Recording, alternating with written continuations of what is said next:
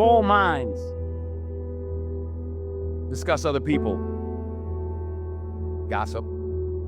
Good minds discuss events. Great minds discuss ideas.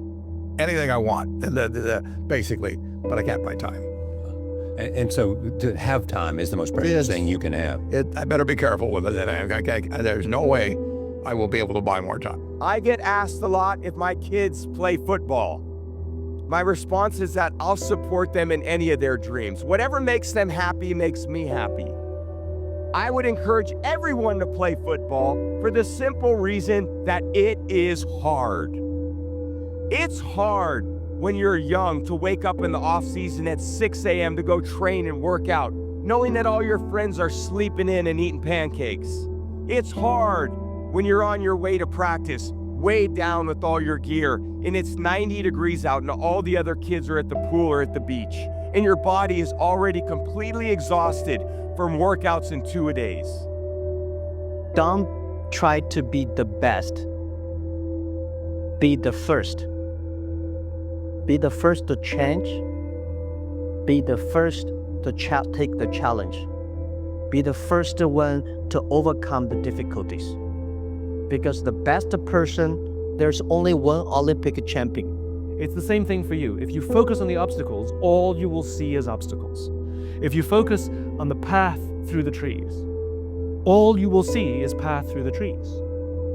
It's your choice how you choose to perceive your own career. It's literally perspective. For most people as they get older, they, whatever, their lives shrink, they watch Jerry Springer, they do whatever they do. But the key is challenge yourself. So there's this study that's been going for decades. You may know about this called the Religious Orders Study, where a whole bunch of nuns in convents volunteered to give their brains upon their death. So what happened is the researchers started examining these, the histological samples, and realized that some fraction of these nuns had Alzheimer's disease, and their brains were physically getting chewed up with the Alzheimer's, and yet nobody knew it when they were alive. They just weren't showing the cognitive deficits. Okay, so led to a big understanding that what was going on was they lived in the convents till the day they died. They had social interaction, they had chores and responsibilities, they played games, they had conversations, they were doing all kinds of stuff.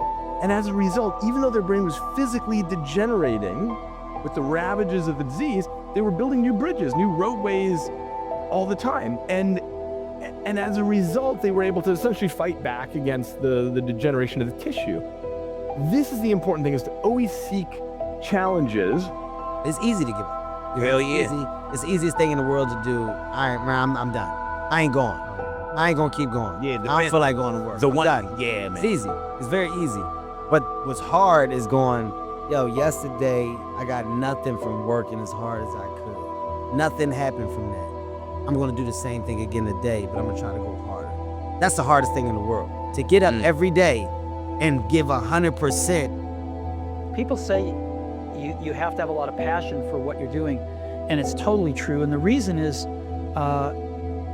because it's so hard that if you don't, any rational person would give up. It's really hard, and you have to do it over a sustained period of time. So if you don't love it, if you're not having fun doing it, you don't really love it, you're gonna give up. And that's what happens to most people, actually. If you really look at the ones that ended up being successful, unquote, in the eyes of society, and the ones that didn't, oftentimes it's the ones that are successful loved what they did so they could persevere when it got really tough. And the ones that didn't love it quit because they're sane, right? Who would want to put up with this stuff if you don't love it? So it's a lot of hard work, and it's a lot of worrying constantly. And if you don't love it, you're gonna fail. So you gotta love it, you gotta have passion. If every time someone asks you a question, you try to say the right answer, your entire life is a test. And when did you have the most anxiety in grammar school and high school? No question. On test day. No question. So your entire life become this test. I ain't trying to say the right answer. I am just doing what I feel. My mama said trying is failing. There is no ifs, woulds, coulds, shoulds. It just is, and we just are. I don't care how good you are in anything, you don't have discipline, you ain't nobody. Right. You're nothing without discipline, because you give up under the slightest struggle without discipline. 100%. Discipline is doing what you hate to do, but do it like you love it. Doing what you hate to do, but do it like you love it. That is a great quote. And if you can do that, you could be successful in anything. You normally are. And I made a promise to myself from that day that I was going to work that hard every single day so that when I do retire, I have no regrets. And that was the most important thing for me, is to leave no stone unturned, get better every single day. And if I lived that way, then over time, I'd have something that was beautiful. But that was my philosophy. It seems like a pretty simple one, but if you live your life to just get better every single day, and do that for 20 years, what do you have? Talent without work is nothing, and work without talent is nothing too. So I think the both mix up. And of course I have two. I'm not will say that I have more one than the other one, because if you see my whole career for the last 20 years, my level was high, and this is, as you can know, it's really tough. Not only in a football, but in any area. If you are top for 20 years, is unbelievable. And I do that, and I continue to do that. For me, it's a big achievement, and my biggest motivation is to carry on, to still enjoy, to make people happy, to make my family happy. So for me, I have both talent and work ethic. I don't know what it is inside me, but I always want to win. Second is a loss for me. For me, if you're not first, you're last. And I don't know if that's a good thing, and I don't know if that's a bad thing, but when I do eventually end my career, I want to know that I always did the best that I could, and I wasn't happy or satisfied with second or third place. Warren, how would you define true success? Well, I've said many times that if you get to be 65 or 70 and later, and the people that you want to have love you actually do love you, you're a success. I've never seen anybody that reaches that age. I'm not talking about somebody that's in extreme poverty or pain or something, but I've never seen anybody that, if they have a lot of people that love them, that is other than happy. And I've seen some very, very wealthy people that they give testimonial dinners to and name schools after and everything. Nobody loves them. Kids would say, he's in the attic. Okay. I know this, that many of the things that have happened to you have also happened for you.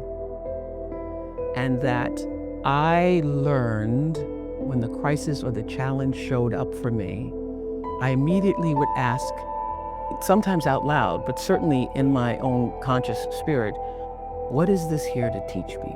And how can I get that lesson as soon as possible?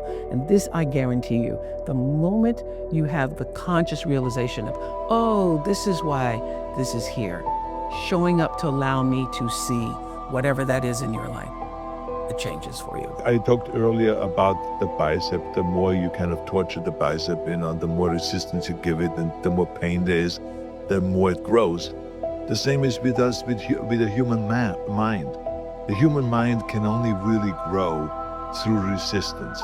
You can only strengthen your character and become a really strong person inside if you have resistance. If you fail, if you get up again, and if you work hard, and if you work your ass off, and if you struggle, the more you struggle, the further you're gonna go and the stronger you're gonna get. So this is just the way the rule works. Anyone that tries to baby themselves and pamper themselves and trying to protect themselves, oh, I don't want to feel bad, or I don't really want to go through any discomfort, it's over. You're never gonna get there. That's just the way it is. You have to be able to struggle, and if you're not able to, work on that you're learning how to accept pain, misery, and discomfort, all of the things that you don't like, because the more you experience the things that you really don't like, the more you can grow, and the tougher you get, and the more you can handle. It's just that simple. The path of least resistance never makes you happy. It's like, you have to push yourself. When people talk about self-esteem, I hate this term. Like, so many kids were taught to get a participation trophy for something, and they thought, I'm gonna build their self-esteem this way. People can tell you your whole life you're a piece of crap, And your brain can go, screw you, I'll show you, and you become somebody. People your whole life can tell you you're beautiful, you're perfect, you're the best, and you can still not believe them and be depressed about your life and think you're nobody.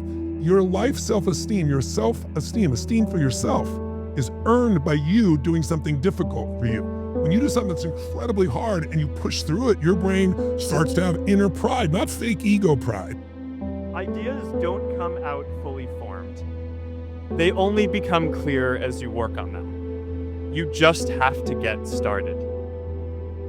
If I had to know everything about connecting people before I got started, I never would have built Facebook.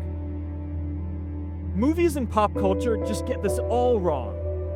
The idea of a single eureka moment is a dangerous lie. It makes us feel inadequate because we feel like we haven't had ours yet. And it prevents people with seeds of good ideas from ever getting started in the first place. Rich people think different.